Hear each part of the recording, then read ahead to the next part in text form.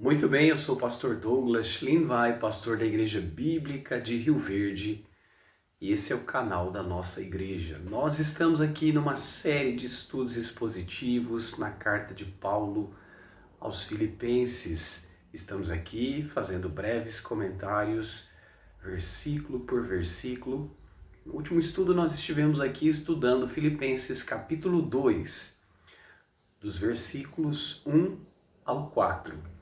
Hoje nós estaremos aqui estudando Filipenses capítulo 2, do 5 ao 11. E eu quero estar deixando um título para o estudo bíblico de hoje. E o título é A Humilhação e a Exaltação de Cristo. Nós vimos no final do capítulo 1 que Paulo disse aos irmãos filipenses que eles deveriam se comportar de um modo digno do Evangelho de Cristo.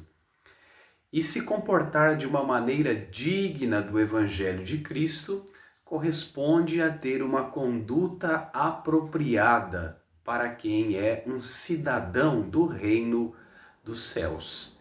E faz parte disso combater pelo Evangelho de Cristo, lutar pelo Evangelho de Cristo, mas não sozinho, em conjunto, em parceria com os demais irmãos na fé. Mas devido a uma semente de discórdia, de desunião que havia na igreja de Filipos, Paulo temia que isso não fosse possível. Por isso ele faz algumas exortações no início do capítulo 2, dizendo que aquela igreja ela deveria buscar a unidade de sentimento, de pensamento, de propósito, de motivação e ação. Afinal de contas, eles recebiam os mesmos benefícios de Deus. Todos os cristãos ali eram confortados, consolados pelo grande amor de Deus, participavam do mesmo Espírito de Cristo, recebiam força, encorajamento. Então, haviam razões mais do que suficientes para eles estarem unidos. No entanto, Paulo identificou, não sabemos se por informação de Epafrodito ou se por revelação divina, por revelação do Espírito Santo, que o que atrapalhava a unidade da igreja de Filipos era uma semente de orgulho. Havia vaidade no coração de alguns líderes e membros daquela igreja. Então Paulo vai tratar de fazer uma exortação acerca da humildade. Aqueles que andam em humildade não deixam espaço em suas vidas para o orgulho. Andando em humildade, então eles poderiam considerar o outro superior a si mesmo, não apenas atentar para os seus próprios interesses, mas também para as questões alheias. E assim, a unidade iria reinar na igreja de Filipos. Aqui em Filipenses capítulo 2, do 5 ao 11, o apóstolo Paulo, ele vai colocar o máximo exemplo de humildade, para que os filipenses tivessem um excelente modelo, exemplo de humildade para olharem e dali tirarem inspiração para viverem uma vida servil, para viverem uma vida em prol de seus irmãos na fé, em prol de seus semelhantes. E o apóstolo Paulo começa esse texto, que segundo a maioria dos estudiosos do Novo Testamento, muito provavelmente, era um hino da igreja primitiva, se escrito por Paulo ou se adaptado por Paulo para introduzir aqui na carta dos Filipenses, não sabemos, mas é bem provável que foi um dos primeiros hinos, uma das primeiras canções da fé cristã. E Paulo inicia dizendo: de sorte que haja em vós o mesmo sentimento que houve também em Cristo Jesus. Paulo havia dito no capítulo 2, no versículo 2, sintais o mesmo, sentindo uma mesma coisa. Paulo queria que houvesse um sentimento presente no coração de cada um dos filipenses. E aqui ele vai direto ao ponto, aqui ele esclarece que sentimento era esse que ele pretendia, que ele desejava ver dentro do peito de cada filipense. E ele diz: o mesmo sentimento que houve em Cristo Jesus. Paulo está colocando aqui o Senhor Jesus Cristo como um exemplo a ser seguido. Nós sabemos que Jesus é o nosso Salvador, nós sabemos que Jesus é o nosso Senhor, nós sabemos que Jesus é o nosso ajudador e muitas outras coisas. Mas nós não podemos nos esquecer que o Senhor Jesus Cristo também é o nosso exemplo. Escrevendo à igreja de Corinto, Paulo vai dizer: sede meus imitadores. Mas por que, Paulo? Porque você é bom? Porque há algo de especialíssimo em você?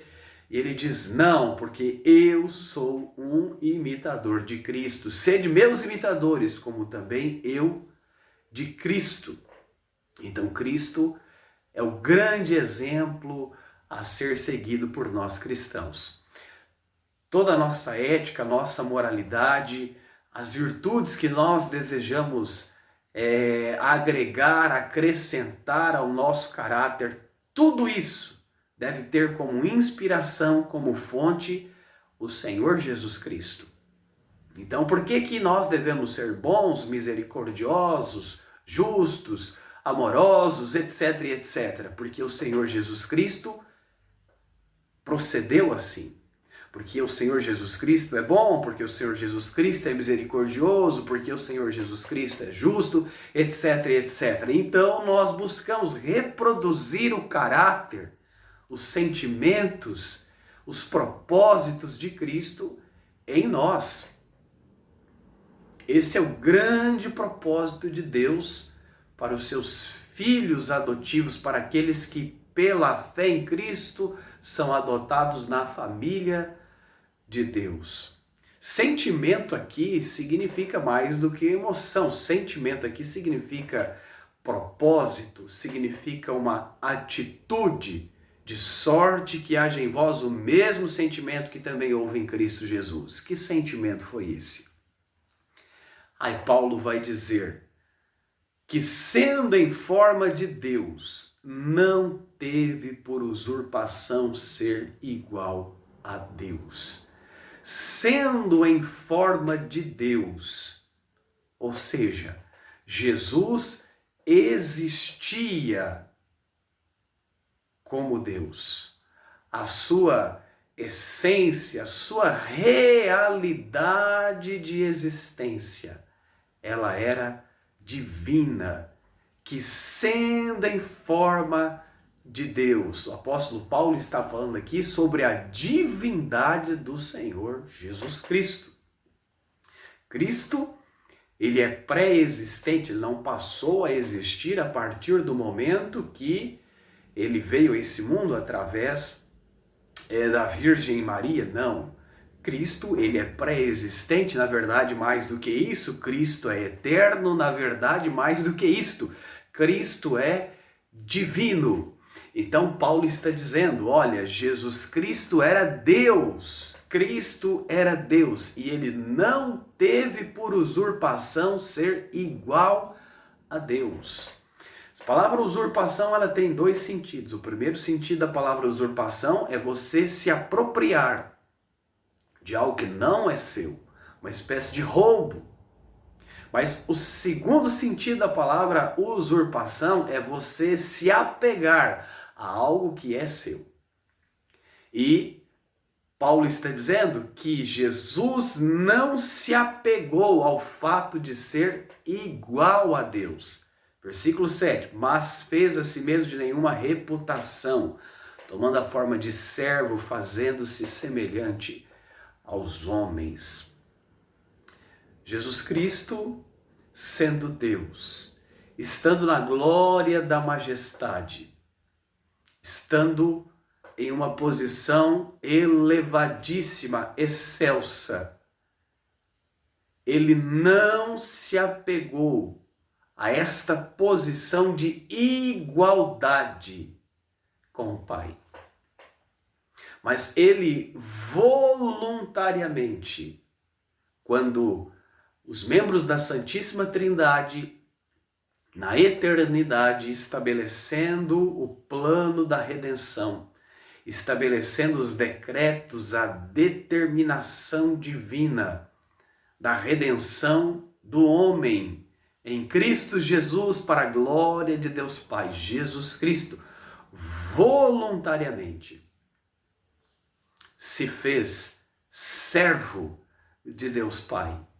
Aceitou vir da glória celestial para este mundo caído, se fazer semelhante aos homens, se fazer servo do Pai. Nós lemos no Antigo Testamento acerca do Ebed Yavé, o servo de Deus, o servo de Jeová, Jesus Cristo, sendo a segunda pessoa da divindade, coigual ao Pai em todos os atributos. Ele voluntariamente, ele aceita se fazer servo do Pai, se sujeitar a Deus Pai, subordinar-se a Deus Pai. E Jesus Cristo vem a esse mundo como servo de Deus, como escravo de Deus. Ele abre mão da autonomia do uso dos seus atributos. Não é que ele perde os seus atributos, não é que ele abre mão da sua divindade. Mas agora ele é totalmente submisso a Deus Pai. Ele não faz nada sem que primeiramente o Pai lhe dê uma ordem expressa. Se coloca na total dependência do Espírito de Deus, na total dependência da terceira pessoa da divindade, o Espírito Santo. Não se apegou ao fato de ser igual a Deus. Aceitou descer da majestade, da glória divina, dos altos céus, vir a este mundo como um servo, um humilde servo, se fez semelhante aos homens, em tudo igual a nós, exceto no pecado. O Verbo se fez carne e habitou entre nós, cheio de graça, cheio de glória, cheio de virtude. E Paulo prossegue dizendo, e achado na forma de homem, humilhou-se a si mesmo, sendo obediente até a morte, e morte de cruz. Então Paulo está dizendo para os filipenses, olha, será que vocês estão com dificuldade de viverem uma vida de humildade? Eu quero lembrar a vocês que Jesus Cristo, ele humilhou-se a si mesmo. Ele humilhou-se a si mesmo. Será que vocês estão com dificuldade de olharem para os irmãos de vocês e adotarem uma postura de servo diante deles? E considerar eles superiores, maiores do que vocês? E se preocuparem com as coisas que são deles também e não apenas com as coisas que são de vocês? Eu quero vos lembrar do exemplo do Senhor Jesus Cristo. Ele era o Todo-Poderoso, Ele é o Rei dos Reis, Ele é o Senhor dos Senhores, Ele é o Rei da Glória. Mas Ele se fez homem e Ele veio a esse mundo não como um majestoso rei. Ele não nasceu em um palácio. Ele não foi servido aos montes, aos milhares pelos homens, não. Ele nasceu em uma simples manjedoura. Ele viveu uma vida simples. Ele veio como servo de Deus, Ele veio como servo de todos. Ele serviu aos seus discípulos. Ele se dobrou, ele se curvou diante dos seus discípulos. Ele lavou os pés dos seus discípulos. O Todo-Poderoso se fez homem, humilhou-se a si mesmo, se sujeitou a sentir fome, sede, frio. Viveu na carne as emoções, os sentimentos, as paixões humanas. Se fez semelhante aos homens. Contudo, sem pecado, o Cordeiro imaculado, o Cordeiro Santo de Deus, veio sem natureza pecaminosa, assim como Adão foi criado reto, sem natureza pecaminosa. Cristo vem a esse mundo sem natureza pecaminosa, vence todas as tentações, mas na carne, experimentou as limitações, as fraquezas que nós, como seres humanos, vivenciamos diariamente, e foi obediente até a morte e morte de cruz. Do seu nascimento até a sua morte, o Senhor Jesus Cristo foi obediente ao Pai. Não teve por usurpação ser igual a Deus. Sendo Deus, se fez servo de Deus. Aprendeu a obediência. Aquele que dava ordens aprendeu a obediência e foi obediente até a morte e morte de cruz. Isso fala também do propósito eterno de Deus, estabelecido na eternidade, de que salvaria os homens através da morte do Senhor Jesus Cristo, e uma morte extremamente vergonhosa, extremamente dolorosa, a morte na cruz. A morte na cruz, e sendo obediente até a morte e morte de cruz. Deus se sujeitou a isso, voluntariamente humilhou-se a si mesmo. Irmãos, aquele que detinha tudo em suas mãos, aquele através do qual todas as coisas foram feitas, foram criadas, sem ele, nada do que foi feito, nada do que se fez. E ele vem a esse mundo e se submete ao Pai a ponto de aceitar uma morte vexatória, humilhante, a vergonha da cruz. É cuspido, é escarnecido, é esbofeteado, é chicoteado, é transpassado, é pregado, recebe uma coroa de espinhos, é morto pelos homens, homens maus, homens ímpios, homens cruéis, homens injustos, e ele aceita isso passivamente, humildemente. E Paulo está dizendo, vocês querem um exemplo de humildade? Eis aí o exemplo de humildade para vocês. E então nós vamos ver a partir do versículo 9 a exaltação de Cristo, onde ele diz, por isso também Deus o exaltou soberanamente, lhe deu um nome que é sobre todo nome. Cristo a si mesmo se humilhou e Deus Pai, o seu Deus, lhe exaltou de um modo excelentíssimo, como ninguém jamais será exaltado. Por isso, pelo fato dele ter se humilhado, Deus o exaltou, soberanamente lhe deu um nome que é sobre todo nome. Aquele que esvaziou-se a si mesmo, aquele que aniquilou-se a si mesmo, aquele que fez a si mesmo de nenhuma reputação. Deus lhe deu um nome que é sobre todo nome. Aquele nome que muitos desprezaram, aquele nome que muitos não deram crédito, Deus fez que esse nome fosse elevado, exaltado sobre todo nome. O nome de Cristo, e fora desse nome não há salvação. Através desse nome as pessoas são libertas, através desse nome as pessoas são curadas, através desse nome as pessoas recebem vida eterna. Deus lhe deu um nome, Deus deu um nome para aquele que fez a si próprio de nenhuma reputação. para que ao nome de Jesus se dobre todo o joelho dos que estão nos céus e na terra e debaixo da terra. Diante do nome de Cristo, todo joelho terá que se dobrar. Diante da pessoa de Cristo, todo joelho terá que se curvar.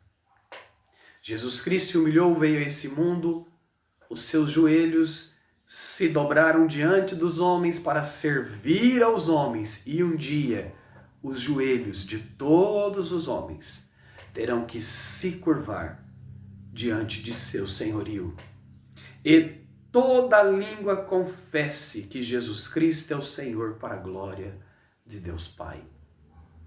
Um dia todo joelho se dobrará, dos que estão no céu, na terra, debaixo da terra, homens salvos, homens não redimidos, anjos eleitos, anjos que se perderam, todos os seres do universo criados por Deus com consciência, com moral, terão que reconhecer que Jesus Cristo é o Senhor e confessar com sua boca.